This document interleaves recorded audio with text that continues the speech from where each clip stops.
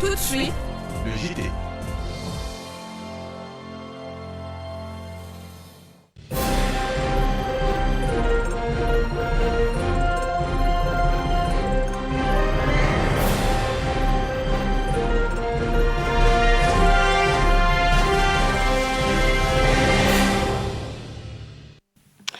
Bel après-midi à toutes et à tous, mesdames, messieurs, bonjour et bienvenue à ce journal où c'est donc un grand plaisir de vous retrouver après ce bon moment d'absence.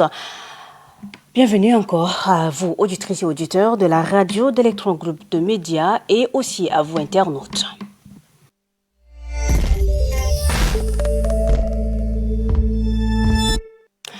Au départ de ce 13h, quelques associations sont dissoutes. C'est donc par un arrêté pris la semaine dernière par le ministère de l'Administration du Territoire et de la Décentralisation. Cette décision a été justifiée par la nécessité de maintenir l'ordre et de lutter contre l'insécurité dans le pays. Voici donc à ce sujet l'éditorial de la rédaction signé Laldim Bainati Narcisse. La dissolution la semaine dernière de quelques associations de la société civile, à savoir Wakitama section politique et le mouvement citoyen l'OTAN par le ministère de l'Administration du Territoire et de la Décentralisation suscite une vague d'indignation et d'inquiétude dans les dédales politiques et de la société civile. Des réactions négatives fusent de partout pour dénoncer cette décision qui remet inévitablement en cause le processus démocratique enclenché depuis la déclaration historique et solennelle du 4 décembre 1990. Dans cette déclaration faite au lendemain de la chute de l'une des dictatures la plus implacable que le pays ait connue, le défunt maréchal Idriss Déby Itno, qui venait de contribuer efficacement et au prix de 1000 sacrifices pour libérer le pays, a réitéré avec force détail que son régime allait instaurer la démocratie avec son corollaire, la liberté d'opinion, la liberté de presse, la liberté d'association, la liberté d'aller et revenir. C'est sur cette base que les associations ont foisonné sur l'échiquier national. Ces associations, certaines jouent le rôle d'alerte et sont toujours en embuscade pour dénoncer et attirer l'attention des pouvoirs publics sur certaines dérives ou bien déviances constatées. Elles contribuent par leur position comme un véritable socle de contre-pouvoir. D'ailleurs, cela s'inscrit dans la droite ligne de l'esprit de la conférence de la Baule du 20 juin 1990 qui a sonné le glas des régimes totalitaires incarnés par des partis uniques. Cette décision de dissoudre les associations intervient quelques semaines après la sévère mise en garde du procureur de la République au cours de sa sortie médiatique. Celui-ci avait laissé entendre que si les organisations de défense des droits humains et les professionnels des médias qui s'hasarderaient à se rendre au village Mandakao où a eu lieu des massacres sans autorisation, ils seront frappés par la rigueur de la loi. Cette sortie n'était pas du goût de tout le monde. Beaucoup avaient critiqué cette menace de cet homme de loi. Pour les observateurs pointus de la scène politique tchadienne, notre processus démocratique est en train de prendre de l'eau. Jusqu'aujourd'hui, aucune voix discordante n'est tolérée avant de souligner que cette attitude est aux antipodes des promesses faites par les plus hautes autorités du pays. Ils estiment que ces mesures participent de la stratégie mise en place pour museler les associations, empêcheurs de tourner en rond. Ils ont émis le vœu de voir le ministère de l'Administration du Territoire et de la Décentralisation revoir sa décision afin de leur permettre de reprendre leurs activités. Il serait judicieux que les autorités protègent l'espace civique et garantissent plutôt le plein respect et la protection du droit à la liberté d'opinion et d'expression ainsi que le droit à la liberté d'association et de réunion conformément à la loi fondamentale du pays, c'est-à-dire la Constitution de la République.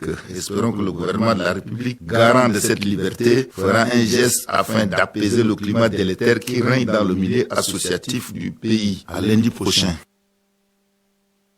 Merci. Justement, ouvert le 4 février, 2025 par les conseillers nationaux, la première session ordinaire de la plénière des locataires de l'hémicycle est clôturée ce 30 juin 2025, soit un mois après. La cérémonie a vu la présence du président du Sénat et du ministre d'État, ministre de l'Administration du Territoire, représentant le Premier ministre. Cérémonie solennelle présidée par le président de l'Assemblée nationale, Ali Kolo Touchaimi, un extrait de sa communication sélectionné et proposé ici par Nepid Baïdiana. Nous clôturons aujourd'hui la première session ordinaire 2025 de la 4e législature après 5 mois durant lesquels notre Assemblée a pleinement assumé son devoir constitutionnel contrôler l'action du gouvernement et veiller à la bonne exécution du programme politique porté par le maréchal Mohamed Idriss Déby, président de la République, chef de l'État, au service de chaque citoyen et chaque citoyenne tchadien. Au fil des travaux, nous avons salué des progrès réels, tout en signalant avec rigueur et discernement les agissements nécessaires. Des avancées notables sont à reconnaître, mais des besoins pressants demeurent. Il s'agit entre autres de l'accès à l'eau potable et à une énergie fiable, la maîtrise durable des inondations récurrentes, le règlement définitif des conflits intercommunautaires et l'amélioration des réseaux de téléphonie mobile, encore source de désagréments pour nos concitoyens. Nous exhortons donc, Monsieur le Premier ministre et l'ensemble des membres du gouvernement, à redoubler d'efforts pour apporter des réponses concrètes à ces priorités vitales.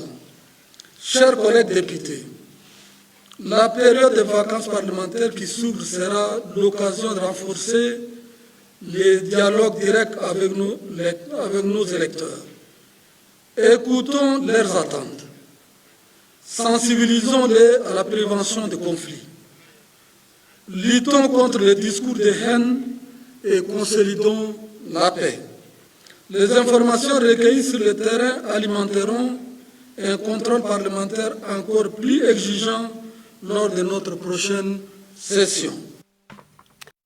Et puis toujours en politique, puisqu'on en parle, la quiétude et la paix tant troublées dans les provinces est donc retrouvée et les mains se serrent. Après 4 jours de médiation intense sur le fond de tensions intercommunautaires, la mission ministérielle conduite par les généraux Issaka Maloua Diamous et Ali Ahmad Agabash, avec l'appui des plus hautes autorités militaires et administratives, est parvenue à un accord de paix salué par toutes les parties ce lundi 30 juin 2025 à la résidence du délégué général du gouvernement d'Amtiman. C'est ce que nous dit Fulbert Romanan qui était de la partie.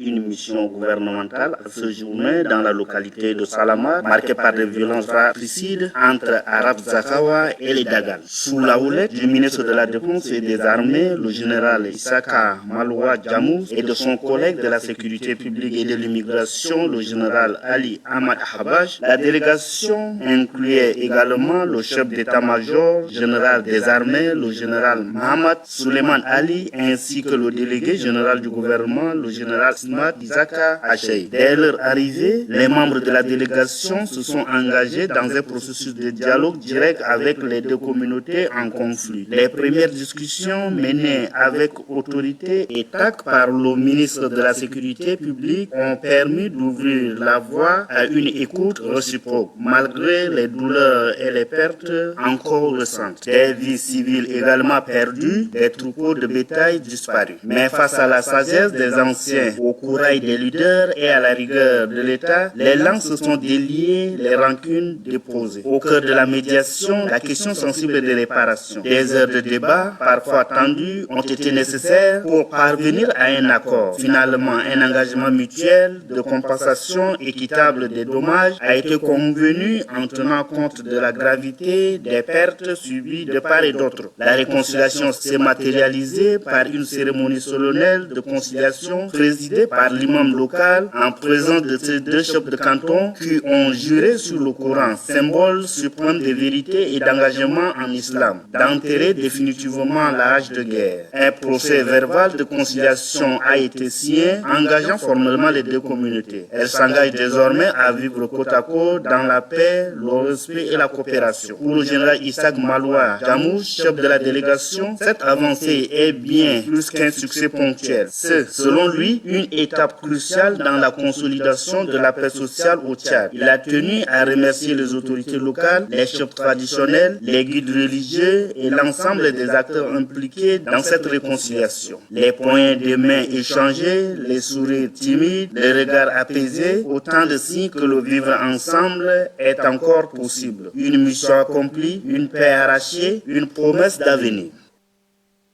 Merci Philbert Romanon. De retour d'Amtiman. Et puis pour le reste de l'actualité, à l'issue de la conférence internationale sur le financement du développement tenue le 30 juin dernier à Séville en Espagne, l'ancien président de la Commission de l'Union africaine, Moussa Faki Mahamat, a été officiellement nommé envoyé spécial du Pacte pour la prospérité, les peuples et la planète, en abrégé 4P, succédant ainsi à l'ancienne secrétaire d'État aux affaires étrangères française Chrysoula Zakharoupou. Alphonsine Madilem nous fait le point. Cette nomination comme envoyé spécial du 4P, Pacte pour la prospérité, les peuples et la planète, marque un tournant décisif dans la dynamique. 2 ans après son lancement à Paris en France, indique un communiqué officiel de l'Élysée. Le choix porté sur l'ancien chef de la diplomatie tchadienne, Moussa Faki Mahamat, incarne la volonté des chefs d'État et du gouvernement à donner une voix plus représentative aux peuples africains dans la réforme du système financier mondial. Le 4P n'est pas seulement un pacte des principes, c'est une plateforme d'action portée par les chefs d'État eux-mêmes, a déclaré le récipiendaire Moussa Faki Mahamat, qui s'est engagé à défendre un multilatéralisme en croyant dans la justice climatique, la souveraineté des États et à la lutte contre la pauvreté. Cette nomination de l'ancien président de la Commission de l'Union africaine, par ailleurs fils du Toumoy, Moussa Faki Mahamat, est à la fois stratégique et politique. Elle boostera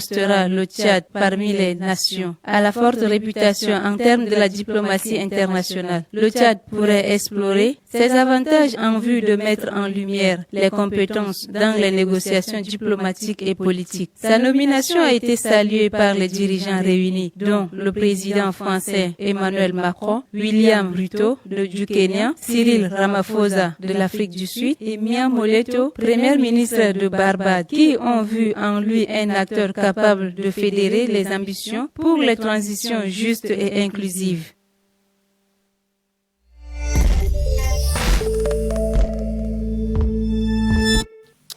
Dans le cadre de ses activités de communication et de plaidoyer, le consortium ministère de la Communication, Maison des médias du Tchad et UNICEF Tchad a dépêché une équipe de journalistes points focaux de l'UNICEF à Mongo, dans le Guéra.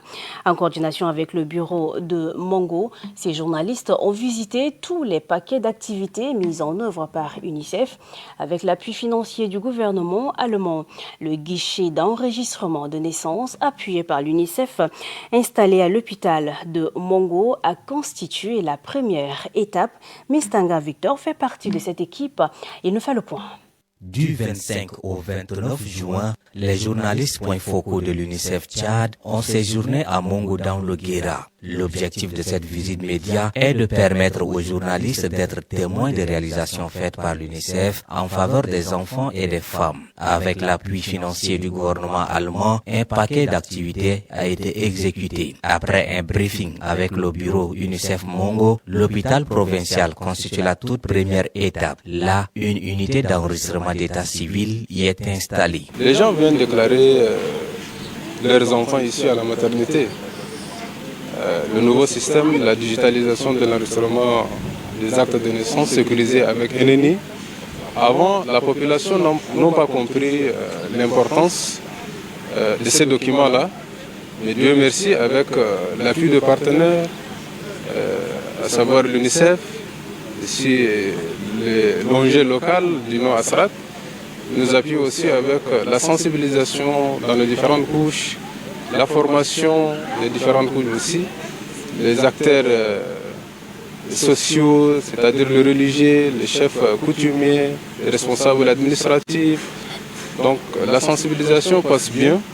Et ensuite, la population a compris maintenant l'importance de l'acte de naissance sécurisé avec NNI. Ils viennent se déclarer eux-mêmes ici à la maternité. Avec un travail acharné des agents de santé communautaire, le taux d'enregistrement de naissance des enfants connaît une nette progression dans la province du Guéra. Les chefs de famille ne cachent pas leur satisfaction pour le service offert.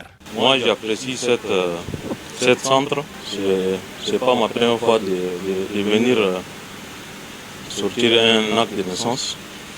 Ça fait presque 4 ou 5 fois. Maintenant, j'apprécie entre-temps. nous passons à la mairie, on fait des va-et-vient.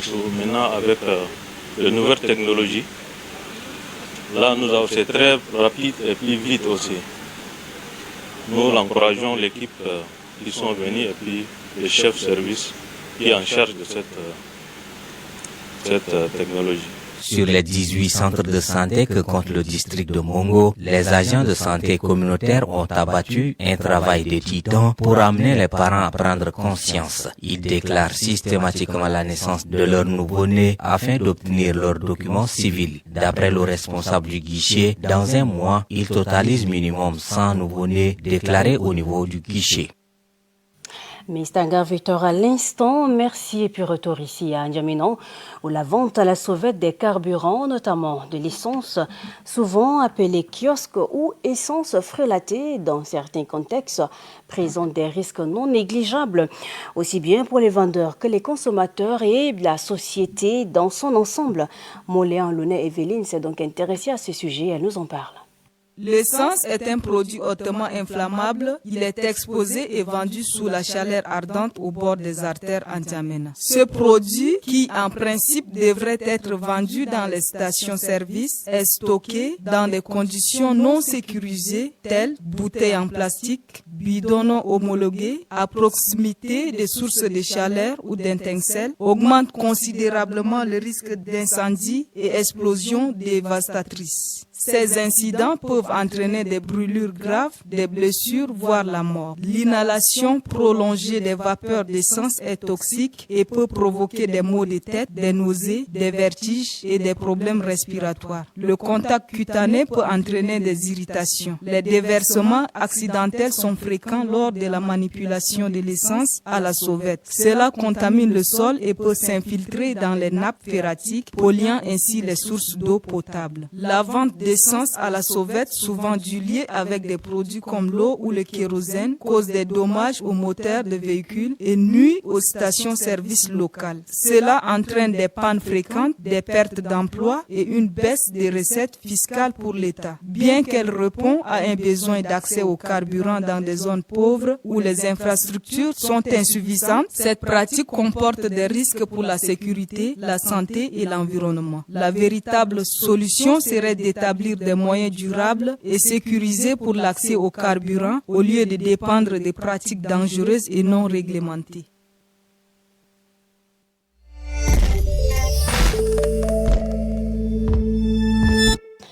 Et puis en santé, dans les recoins du Tchad, une richesse naturelle méconnue émerge avec force. Le fruit du palmier d'homme, enraciné dans les traditions d'alimentation locale et sa consommation, ce fruit méconnu renferme des nutriments très bénéfiques pour l'organisme.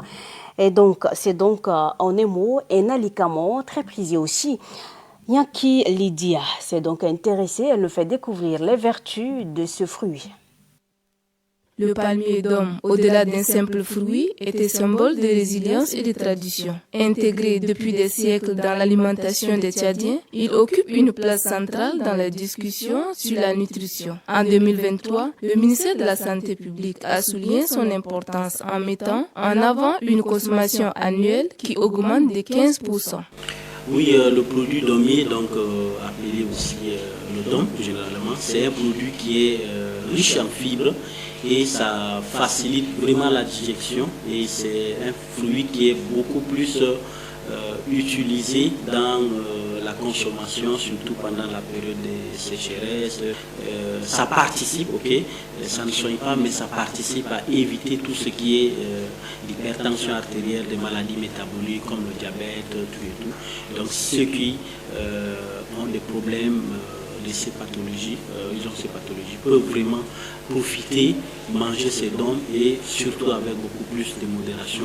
Une tranche par exemple de dons peut contribuer à réduire les risques donc, de transmission. Le palmier d'homme, bien que riche en fibres, sa consommation excessive est nuisible à l'organisme. Cependant, il invite la population à une utilisation modérée de ces fruits. Nous avons assez de produits locaux qui sont là, mais que la valorisation pose problème. Donc je profite de votre micro pour encourager manger tout ce qui est locaux. Nous avons des fonio, nous avons également tout ce qui est feuilles d'oseille. Nous avons plein de produits locaux qui sont aujourd'hui en train d'être négligés, et les DOM font aussi partie. Donc nous profitons de votre micro pour sensibiliser la communauté à pouvoir valoriser, à ne pas couper par exemple ces arbres pour des fins en tout cas personnelles, parce que ces arbres ont donc des vertus. Pour garantir une bonne santé de l'organisme et faciliter la digestion, la consommation de palmier d'homme est nécessaire. Les fruits du palmier d'homme méritent d'être conservés car ils renforcent la sécurité alimentaire et sont excellents produits de santé. Ils se distinguent comme une ressource naturelle à fort potentiel, combinant tradition et nutrition et le développement durable. Et c'est tout pour ce journal de ce midi. Merci à vous de l'avoir suivi. Merci à vos chers internautes, auditrices et auditeurs. Je suis Mingama Jiberam Christiane. Bonne suite de programme sur ETV. Bonjour.